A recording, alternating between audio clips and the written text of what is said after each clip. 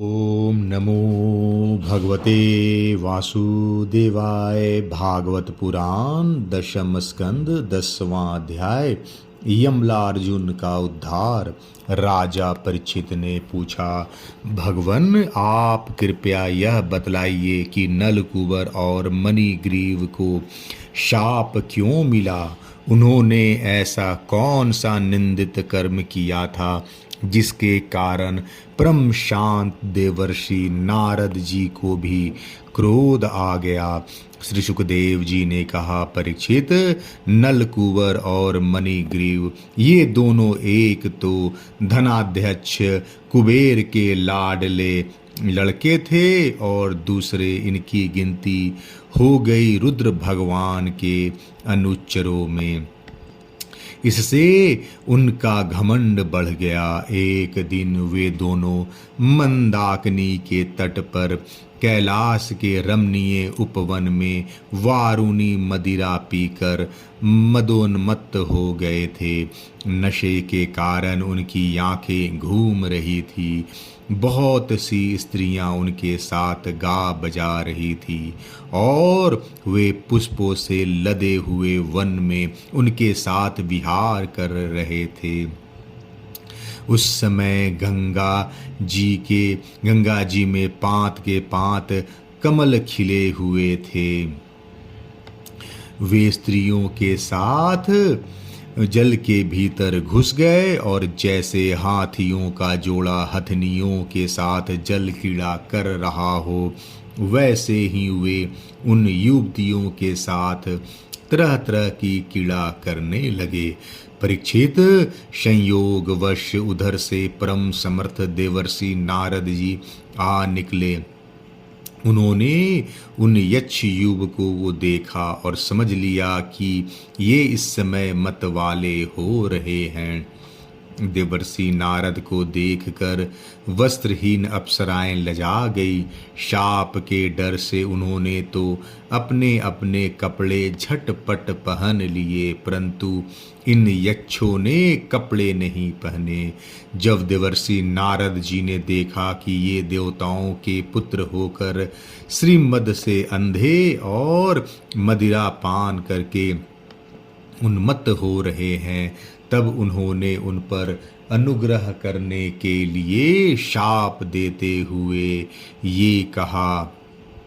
देवर्षि नारद के शाप देने में दो हेतु थे। एक तो अनुग्रह, उनके मद का नाश करना, और दूसरा अर्थ श्री कृष्ण प्राप्ति। ऐसा प्रतीत होता है कि त्रिकालदर्शी देवर्षि नारद ने अपनी ज्ञान दृष्टि से यह जान लिया कि इन पर भगवान का अनुग्रह होने वाला है। इसी से उन्हें भगवान का भावी कृपा पात्र समझकर ही उनके साथ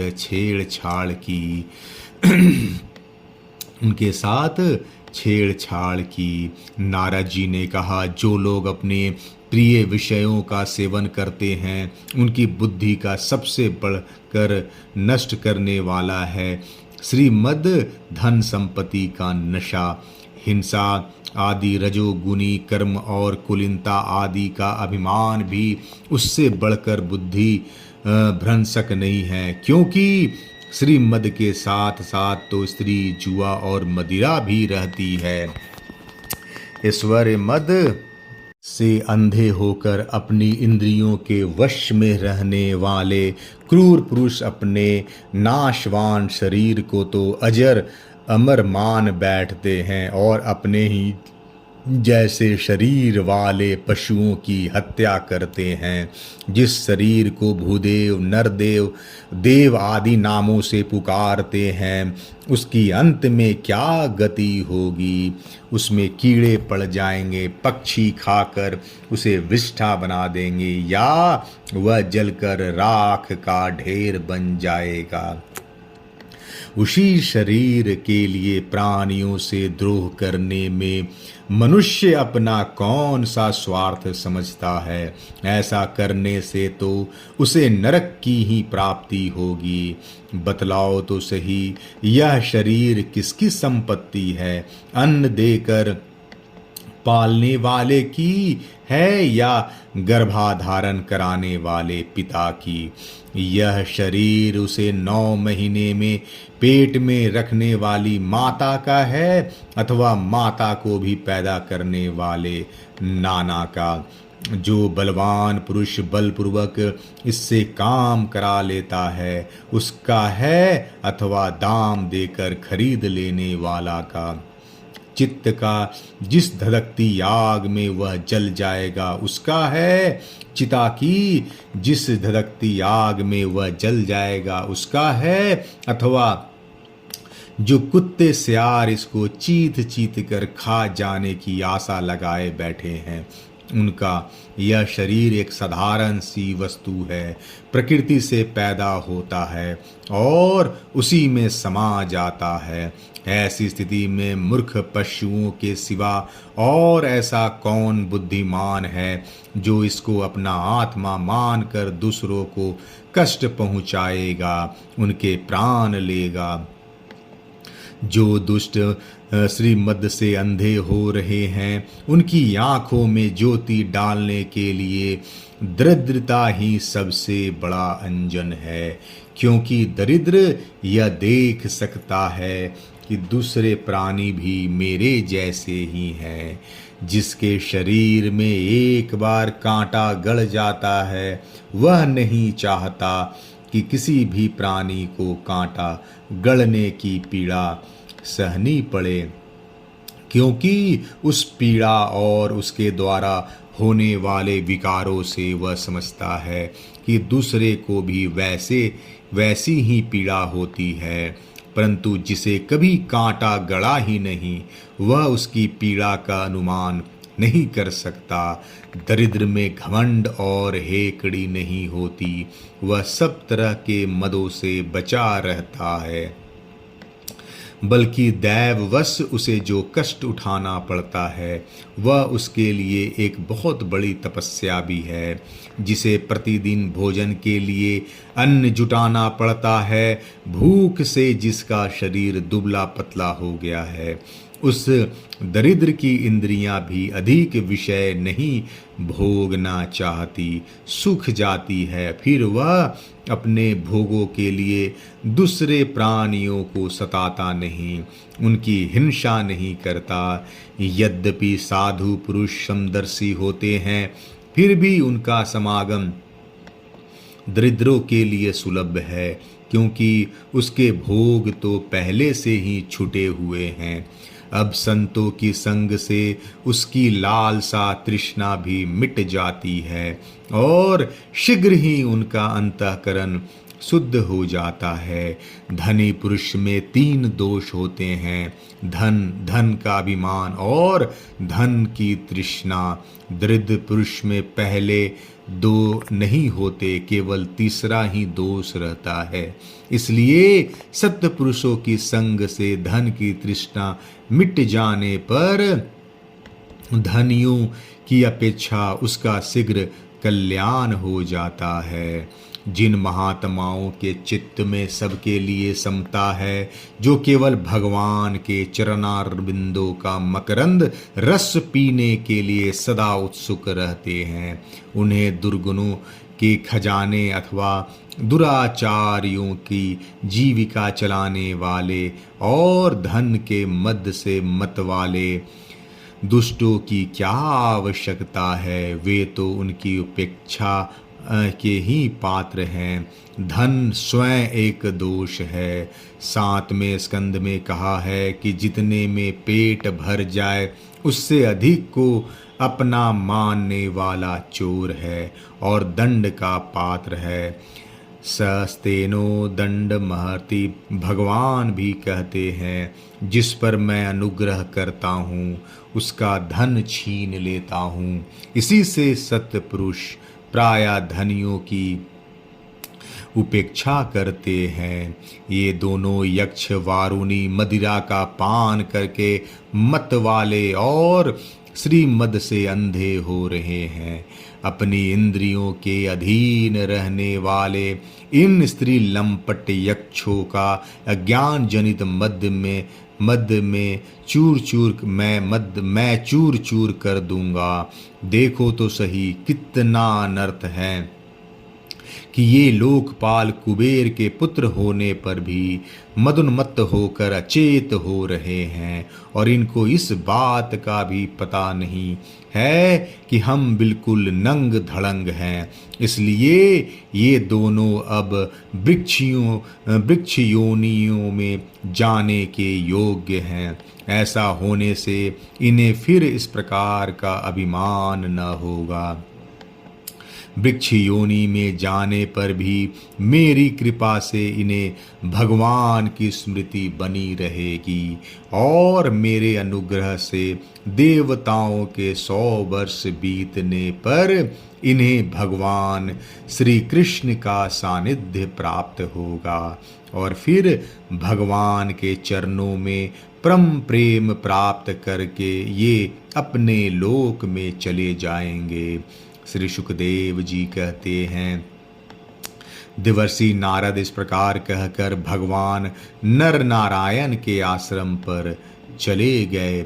शाप वरदान से तपस्या छीन होती है। नल कुंवर मणिग्रीव को शाप देने के पश्चात नर नारायण आश्रम की यात्रा करने का यह अभिप्राय है कि फिर से तप संचय कर लिया जाए। मैंने यक्षों पर जो अनुग्रह किया है वह बिना तपस्या के पूर्ण नहीं हो सकता है। इसलिए अपने आराध्य देव एवं गुरुदेव नारायण के सम्मुख अपना कृत निवेदन करने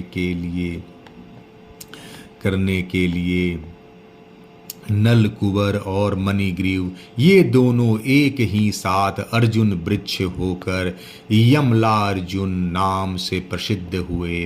भगवान श्री कृष्ण ने अपने परम प्रेमी भक्त देवर्षि नारद जी की बात सत्य करने के लिए धीरे धीरे उखल घसीटते हुए उस ओर प्रस्थान किया जिधर यमलार्जुन वृक्ष थे। भगवान ने सोचा कि देवर्षि नारद मेरे अत्यंत प्यारे हैं और ये दोनों भी मेरे भक्त कुबेर के लड़के हैं, इसलिए महात्मा नारद ने जो कुछ कहा है उसे मैं ठीक उसी रूप में पूरा करूँगा। भगवान श्री कृष्ण अपनी कृपा दृष्टि से उन्हें मुक्त कर सकते थे, परंतु वृक्षों के पास जाने का कारण यह है कि देवर्षि नारद ने कहा था कि तुम्हें वासुदेव का सानिध्य प्राप्त होगा। वे यह विचार करके भगवान श्री कृष्ण दोनों वृक्षों के बीच में घुस गए। वृक्षों के बीच में जाने का आशय यह है कि भगवान जिसके अंतर्देश में प्रवेश करते हैं उसके जीवन में कलेश का लेस भी नहीं रहता। भीतर प्रवेश किए बिना दोनों का एक साथ उद्धार भी कैसे हो सकता था। वे तो दूसरी ओर निकल गए, परंतु उखल टेढ़ा होकर अटक गया। दामोदर भगवान श्री कृष्ण की कमर में रस्सी कसी हुई थी। उन्होंने अपने पीछे लुढ़कते हुए उखल को ज्यों ही तनिक जोर से खींचा, त्यों ही पेड़ों का सारी जड़ें उखड़ गई। जो भगवान के गुण भक्त वात्सल आदि सद्गुण या रस्सी से बंधा हुआ है वह त्रियक गति पशु पक्षी या टेढ़ी चाल वाला ही क्यों न हो दूसरे का उद्धार कर सकता है। अपने अनुयायी के द्वारा किया हुआ काम जितना यशकर होता है उतना अपने हाथों से नहीं। मानो यह सोचकर अपने पीछे पीछे चलने वाले उखल के द्वारा उनका उद्धार करवाया। समस्त बल विक्रम के केंद्र भगवान का तनिक सा जोर लगते ही पेड़ों के तने, शाखाएं, छोटी छोटी डालियां और एक एक पत्ते कांप उठे और वे दोनों बड़े जोर से तड़तड़ाते हुए पृथ्वी पर गिर पड़े। उन दोनों वृक्षों में से अग्नि के समान तेजस्वी दो सिद्ध पुरुष निकले। उनके चमचमाते हुए सौंदर्य से दिशाएं दमक उठी। उन्होंने संपूर्ण लोकों के स्वामी भगवान श्री कृष्ण के पास आकर उनके चरणों में सिर रखकर प्रणाम किया और हाथ जोड़कर शुद्ध हृदय से वे उनकी इस प्रकार स्तुति करने लगे। उन्होंने कहा, सच्चिदानंद घन स्वरूप, सबको अपनी ओर आकर्षित करने वाले परम योगेश्वर श्री कृष्ण, आप प्रकृति से अतीत स्वयं पुरुषोत्तम हैं, स्वयं पुरुषोत्तम हैं। वेदज्ञ ब्राह्मण यह बात जानते हैं कि यह व्यक्त और अव्यक्त संपूर्ण जगत आपका ही रूप है। आप ही समस्त प्राणियों के शरीर, प्राण, अंतःकरण और इंद्रियों के स्वामी हैं तथा आप ही सर्वशक्तिमान, काल, सर्वव्यापक एवं अविनाशी ईश्वर हैं। आप ही महतत्व और वह प्रकृति है जो अत्यंत सूक्ष्म एवं सत्वगुण, रजोगुण और तमोगुण रूपा है। आप ही समस्त स्थूल और सूक्ष्म शरीरों के कर्म, भाव, धर्म और सत्ता को जानने वाले सबके साक्षी परमात्मा हैं।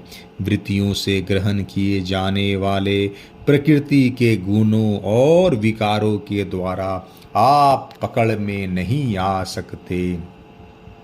स्थूल और सूक्ष्म शरीर के आवरण से ढका हुआ ऐसा कौन सा पुरुष है जो आपको जान सके, क्योंकि आप तो उन शरीरों के पहले भी एक रस विद्यमान थे। समस्त प्रपंच के विधाता भगवान वासुदेव को हम नमस्कार करते हैं। प्रभु, आपके द्वारा प्रकाशित होने वाले गुणों से ही आपने अपनी महिमा छिपा रखी है। पर ब्रह्म स्वरूप श्री कृष्ण, हम आपको नमस्कार करते हैं। आप प्राकृत शरीर से रहित हैं, फिर भी जब आप ऐसे पराक्रम प्रकट करते हैं जो साधारण शरीरधारियों के लिए शक्य नहीं है और जिनसे बढ़कर तो क्या, जिनके समान भी कोई नहीं कर सकता, तब उनके द्वारा उन शरीर में आपके अवतारों का पता चल जाता है। प्रभु, आप ही समस्त लोकों के अभ्युदय और निःश्रेयस के लिए इस समय अपनी संपूर्ण शक्तियों से अवतीर्ण हुए हैं। आप समस्त अभिलाषाओं को पूर्ण करने वाले हैं। परम कल्याण साध स्वरूप आपको नमस्कार है। परम मंगल साधन स्वरूप आपको नमस्कार है। परम शांत सबके हृदय में विहार करने वाले यदुवंश शिरोमणि श्री कृष्ण को नमस्कार है। अनंत, हम आपके दासानुदास हैं, आप यह स्वीकार कीजिए। देवर्षि भगवान नारद के परम अनुग्रह से ही हम अपराधियों को आपका दर्शन प्राप्त हुआ है। प्रभु, हमारी वाणी आपके मंगलमय गुणों का वर्णन करती रहे, हमारे कान आपकी रसमय कथा में लगा रहे, हमारे हाथ आपकी सेवा में और मन आपके चरण कमलों की स्मृति में रम जाए। यह संपूर्ण जगत आपका निवास स्थान है। हमारा मस्तक सबके सामने झुका रहे। संत आपके प्रत्यक्ष शरीर हैं, हमारी आंखें उनकी दर्शन करती रहे। श्री सुखदेव जी कहते हैं, सौंदर्य माधुर्य निधि गोकुलेश्वर श्री कृष्ण ने नलकुवर और मणिग्रीव के इस प्रकार स्तुति करने पर रस्सी से उखल में बंधे बंधे ही हंसते हुए उनसे कहा, सर्वदा मैं मुक्त रहता हूँ और बद्ध जीव मेरी स्तुति करते हैं। आज मैं बद्ध हूँ और मुक्त जीव मेरी स्तुति कर रहे हैं। यह विपरीत दशा देखकर भगवान को हंसी आ गई। श्री भगवान ने कहा, तुम लोग श्रीमद से अंधे हो रहे थे। मैं पहले से ही यह बात जानता था कि परम कारुणिक देवर्षि नारद ने शाप देकर तुम्हारा ऐश्वर्य नष्ट कर दिया और इस प्रकार तुम्हारे ऊपर कृपा की। जिनकी बुद्धि समदर्शिनी है और हृदय पूर्ण रूप से मेरे प्रति समर्पित है, उन साधु पुरुषों के दर्शन से बंधन होना ठीक वैसे ही संभव नहीं है जैसे सूर्योदय होने पर मनुष्य के नेत्रों के सामने अंधकार का होना। इसलिए नल, कुंवर और मणिग्रीव, तुम लोग मेरे परायण होकर अपने अपने घर जाओ। तुम लोगों को संसार चक्र से छुड़ाने वाले अनन्य भक्ति भाव की है जो तुम्हें अभिष्ट है प्राप्ति हो गई है। श्री सुखदेव जी कहते हैं, जब भगवान ने इस प्रकार कहा तब उन दोनों ने उनकी परिक्रमा की और बार बार प्रणाम किया। इसके बाद उखल में बंधे हुए सर्वेश्वर की आज्ञा प्राप्त करके उन लोगों ने उत्तर दिशा की यात्रा की। यक्षों ने विचार किया कि जब तक यह सगुण रस्सी में बंधे हुए हैं तभी तक हमें इनके दर्शन हो रहे हैं। निर्गुण को तो मन से सोचा भी नहीं जा सकता। इसी से भगवान के बंधे रहते ही वे चले गए।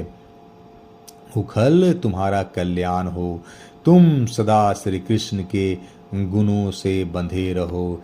ऐसा उखल को आशीर्वाद देकर यक्ष वहां से चले गए।